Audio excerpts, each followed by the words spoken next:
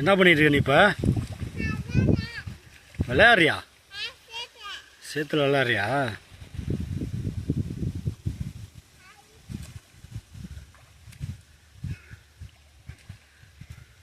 நிறைய விட நல்லா குச்சி எடுத்துகிட்டு போய் அங்கே நிறவு